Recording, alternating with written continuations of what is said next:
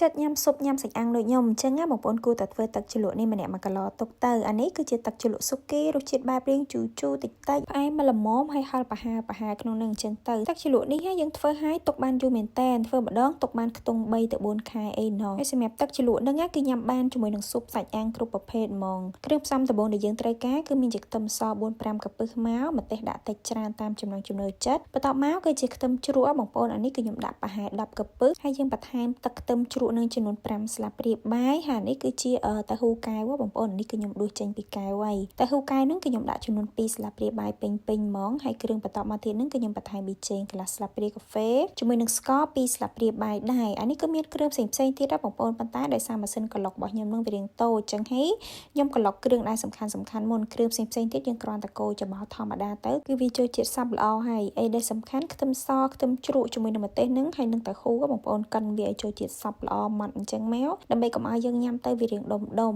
ហើយគ្រឿងបន្ទាប់មកទៀតហ្នឹងគឺយើងមានជាទឹកម្ទេសសម្រាប់ទឹកម្ទេសនេះគឺខ្ញុំដាក់2កូនចាននឹងហ្មងអានេះប្រហែលនឹងមួយចានចង្កឹះហ្នឹងបងប្អូនហើយសម្រាប់ទឹកប៉េងប៉ោះនេះវិញគឺខ្ញុំដាក់មួយកូនចាននឹងគឺវាប្រហែលនឹងកន្លះកូនចានចង្កឹះហើយបន្ទាប់មកទៀតហ្នឹងគឺយើងមានជាប្រេងល្ងប៉ុន្តែបើសិនជាបងប្អូនអត់មានប្រេងល្ងទេអាចប្រើប្រេងឆាធម្មតាក៏បានដែរប្រេងល្ងហ្នឹងគឺខ្ញុំដាក់ចំនួន2ស្លាបព្រាបាយហើយចុងក្រោយគេយើងបន្ថែមទឹកមកសម្រាប់ទឹកនេះដំបូងបងប្អូនស្មានសិនមកណាដាក់ចូលហើយយើងកូរច្បល់ជាមួយនឹងគ្រឿងទាំងអស់ហ្នឹងបើសិនជាវារាងខាប់ជ្រុលយើងអាចបន្តបន្ថែមទឹកបាននិយាយទៅយើងថែមយកមករាវល្មមមកបងប្អូនព្រោះពេលដែលយើងយកទៅកូរលើភ្លើងទៅវាកាន់តែខាប់ជាងមុននេះបន្ទាប់ពីយើងកូរច្បល់វាមកល្មមហើយគ្រឿងសំខាន់ចុងក្រោយមួយទៀតហ្នឹងគឺជាល្ងសដំបូងគេហ្នឹងគឺខ្ញុំលីងល្ងសសិនណាសម្រាប់ល្ងសនេះគឺខ្ញុំដាក់ចំនួន2ស្លាបព្រាបាយយើងប្រើភ្លើងតិចបានហើយលីងមើលទៅវាឡើងឈ្ងុយសបល់រាងក្រហមល្មមយើងទុកល្ងហ្នឹងម្ដុំសិនមកចាំយើងដាក់ខ្ទះដដែលហ្នឹងហើយខ្ញុំចាក់ទឹកដែលយើងបានលាយឲ្យស្រាប់ហ្នឹងបងប្អូនទឹកគ្រឿងហ្នឹងយើងកូរនៅលើភ្លើងហ្នឹងមកភ្លើងដាក់តិចបានហើយបងប្អូនកុំដាក់ភ្លើងខ្លាំងពេកហើយកូរមិនបាច់ញាប់ដៃទេកូរមួយ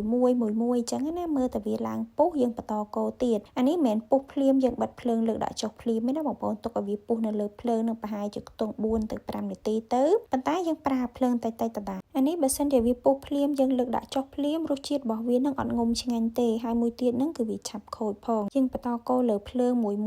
ហ្នឹងទៅប្រហែលជាខ្ទង់4ទៅ5នាទីអានេះបើសិនជាយើងទុកចោលអត់កូរទេវាអាចនឹងខ្លោចបានអញ្ចឹងទៅបន្ទាប់ពីហ្នឹងមកបងប្អូនអាចភ្លក់មើលហើយថែមថយគ្រឿងបានសម្រាប់ខ្ញុំនេះគឺខ្ញុំបន្ថែមអំបិលបន្តិចដោយសារតែវារាងស្ទើរប្រៃអញ្ចឹងណាបើសិនជាស្ទើរជូរបងប្អូនអាចបន្ថែមទឹកប៉េងប៉ោះស្ទើរផ្អែមអាចបន្ថែមស្ករអញ្ចឹងទៅនិយាយទៅគ្រឿងពីដំបូងហ្នឹងមិនមែនយើងដាក់ប៉ុណ្ណាយកប៉ុណ្ណឹងហ្មងទេហើយចុងក្រោយគេបន្ទាប់ពីយើងភ្លក់មើលថែមថយគ្រឿងរួចរាល់ហើយចាំបងប្អូនដាក់ល្ងសដែលយើងបានលាងស្រាប់នឹងចូលមកកូរវាទៅ4-5ត្រឡប់ទៀតបងប្អូនបិទភ្លើងហើយសម្រាប់ទឹកជ្រលក់នេះទុកឲ្យត្រជាក់សិនចាំយើងច្រកវាចូលកន្លដោយដែលបងប្អូនបានឃើញចឹងពីដំបូងគឺវារាងរាវប៉ុន្តែពេលដែលត្រជាក់ទៅអានេះគឺរាងខាប់ជាងមុនណាពេលដែលយើងចាក់ចូលក្នុងកែវហ្នឹងគឺឃើញថាវាឡើងខាប់ហ្មងហើយទឹកជ្រលក់ហ្នឹងធ្វើឲ្យគឺយើងអាចទុកនៅក្រៅបានទេណាបងប្អូនធ្វើឲ្យគឺទុកវានៅក្នុងទូទឹកកកបានវាអត់ខូចសម្រាប់រសជាតិរបស់វាគឺនៅតែតែបងប្អូនវាអត់មានជូរជាងមុនឬក៏បាត់បង់រសជាតិអីទេហើយពេលញ៉ាំហ្នឹងបើសិនជាបងប្អូនមានជីវ៉ាន់ស៊ុយអាចរោយជីវ៉ាន់ស៊ុយបន្ថែមបន្តិចបានដើម្បីវាកាន់តែមានក្លិនឈ្ងុយ